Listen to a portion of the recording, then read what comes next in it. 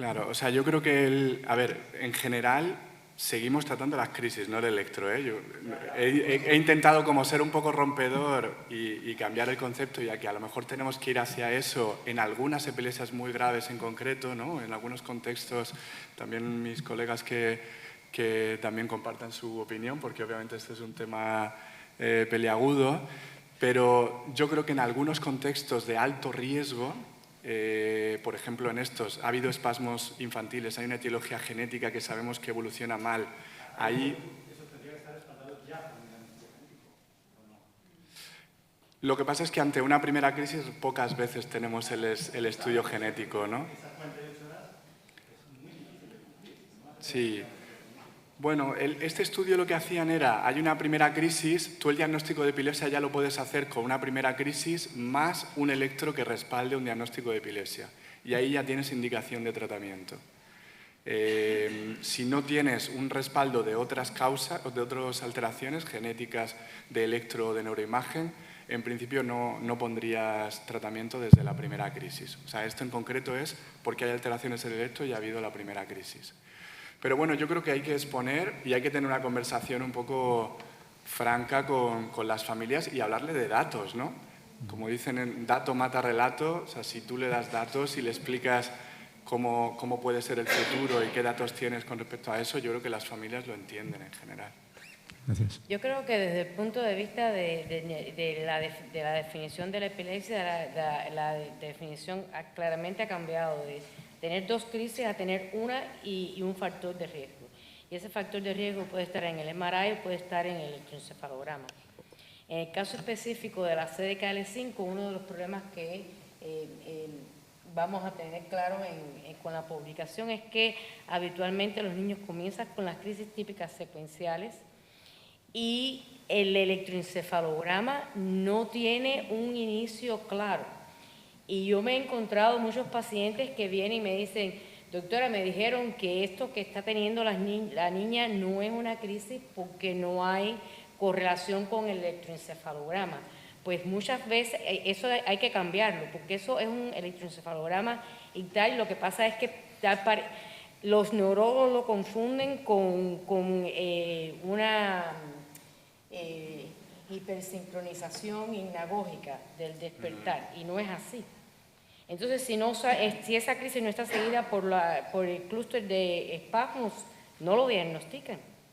Y llegan los pacientes sin tratamiento por eso, porque ese electro inicial no es tan claro como cuando uno tiene una crisis tónica en el contexto de Lennox-Gastaut, que están los paroxismos ahí claros. Y eso es uno de los problemas que hay que hacer mensaje de qué se ve en el electro. Yo no creo que el electro sea tan normal al principio. Yo con eso estoy en desacuerdo, pero qué es lo anormal es lo que tenemos que definir. Bueno, y en CDKL5 en concreto, que hay muchas crisis nocturnas, muchísimas crisis nocturnas, muchas veces electros diurnos pueden ser normales, de media hora, de una hora, y cuando haces un electro de sueño encuentras no solo actividad epiléptica, sino a veces crisis, y las familias como que les tienes que dar la mala noticia de, oye, yo pensaba que estaba libre de crisis, pero es que estaba teniendo crisis, ¿no? Y una cosa con respecto a cómo lo toman las familias. Yo creo que si nosotros tenemos la información y este artículo del electro va a aportarnos bastante información a los médicos, si nosotros les explicamos, ¿no?, el por qué necesitamos repetir los electros aún en ausencia de crisis, las familias no se oponen a ello, ¿no?, a pesar de que no tengan crisis, y tampoco lo toman como algo negativo, ¿no?, porque sabes lo que estás buscando. Yo creo que lo más importante es el saber por qué estás haciendo eso. ¿Sí? Gracias. Soy Javier Avendaño. Yo me dedico a ensayos clínicos y una pregunta para la doctora Pestaña, principalmente, aunque también en España es interesante. Yo he estado muchos años haciendo ensayos en Estados Unidos y sobre todo con Dravet y con SMA, y uno de los grandes problemas que teníamos, y me interesa saber cómo lo hacéis en la Cleveland Clinic al ver cómo habéis cambiado el paradigma de ver a estos pacientes. Uno de los grandes problemas que teníamos para reclutar pacientes es, en estas enfermedades, ya solo el ir a consulta para un ensayo clínico de 8 horas implicaba problemas con los hermanos, de dejar nannies, de dejar trabajo. ¿Habéis definido alguna forma de mejorar ese acceso? Porque la gente está feliz de ir al tratamiento del niño, pero al ensayo clínico a veces es más difícil. ¿Y habéis diseñado un modelo para mejorar ese acceso? Bueno, en realidad una de las condiciones para los ensayos clínicos es que el paciente pueda participar, ¿cierto? Es una limitación para los ensayos clínicos, ¿sí? En Estados Unidos, bueno, ya les conté, un país grande, yo he tenido ensayos clínicos, los pacientes vienen de Texas hasta Cleveland, porque nosotros somos los únicos haciendo. Y entonces yo creo que la industria cuando participa en eso ayuda un poco económicamente, le garantizan los vuelos. En los ensayos clínicos en Estados Unidos, sobre todo para enfermedades raras, llegar al lugar no es un problema, porque las compañías garantizan transportación hasta el hospital, estar en un hotel si se necesitan más de 2 días, el vuelo de regreso a la casa y además un estipendio, que eso por supuesto que encarece los estudios grandemente. La situación familiar ya es otra situación que ahí sí no podemos resolver, pero no sé si, me imagino que aquí en Europa también los estudios tengan esos beneficios para los pacientes. Los pacientes pueden llegar. Sí, normalmente se les financia, Sí. ¿no?, a los 2 progenitores y el viaje, normalmente la estancia, el hotel, ¿no?, si tienen que pasar una noche. Nosotros tenemos pacientes en ensayos que vienen de Canarias, por ejemplo, ¿no?, y se hace esto. Claro, pero un problema que hemos tenido mucho, claro, son enfermedades pediátricas, es el hecho de que venían siempre, yo estaba en Biogen, en Stoke, y abordábamos este tema, pagábamos el transporte del familiar y el paciente, pero legalmente por compliance no podíamos pagar a demasiados acompañantes.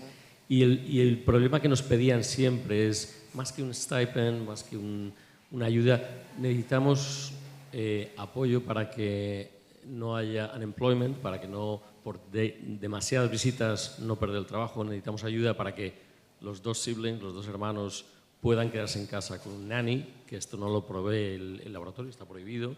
Entonces, había hospitales que pensaban, bueno, no sé si podemos hacer un daycare para los siblings, si podemos apoyar, pues igual que se hace aquí un parte médico a un paciente para decir en la oficina, oye, he ido al médico para tratarlo, si se pueden hacer cosas así para un ensayo clínico, porque eso no está regulado, no está bien preparado, y no sé si es algo que podéis Tiene mejorar. toda la razón, la situación es individualizada. Yo recibo a los hermanos en mi clínica sin problemas. Yo les llamo mis asistentes. Ellos están encargados del estetoscopio, del martillo, y hay que incorporarlos, sí. A veces llegan todas las familias. En Estados Unidos muchas veces son 3. Y hay que acomodarlos, por supuesto. A veces tengo 5 chiquitos en la habitación, pero le damos actividades a todos. Uno lleva el oftalmoscopio, el otro, y ahí se quedan. Pero sí, es cierto que a veces hay problemas. Se necesita una villa. Sí, y yo les conté, las enfermedades de nosotros ayudan mucho con eso también.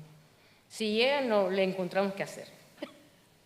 En Estados Unidos también los hospitales infantiles tienen el concepto Child Life, no sé cuál sería la traducción, y son personas que se dedican a tener los niños que están hospitalizados y a sus hermanos.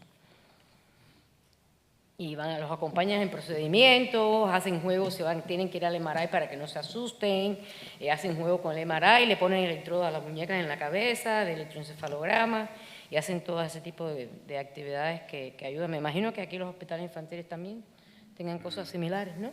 Aquí Sí, en San Juan de Dios claro. también se llama Child Life. Sí, el Child equipo. Life, sí. Esas Yo cosas quería también hacerte una ayudan. pregunta, Elia. Porque uno de los temas a veces es la dificultad de la dieta cetogénica desde el inicio, ¿no? Y en algunos hospitales pues no entienden la necesidad, hay que mandar bibliografía, ¿no? Porque sí que tenéis este artículo ¿Cómo hacéis vosotros? ¿Lo ponéis precoz desde que hacéis el diagnóstico? Nosotros cuando llegan con CD-CAL5 le quitamos el fenobarbital, que casi todos vienen con fenobarbital, le ponemos la dieta cetogénica. Desde el inicio. La dieta cetogénica, tenemos una dietista que lleva años de experiencia. Bueno, tenemos un grupo de dieta cetogénica que lleva años de experiencia y llevamos con la tercera dietista porque las dos anteriores ya se han retirado, pero se ha pasado la experiencia y se puede hacer dieta cetogénica con leche materna. Es lo que hacemos. Qué bueno. Sí.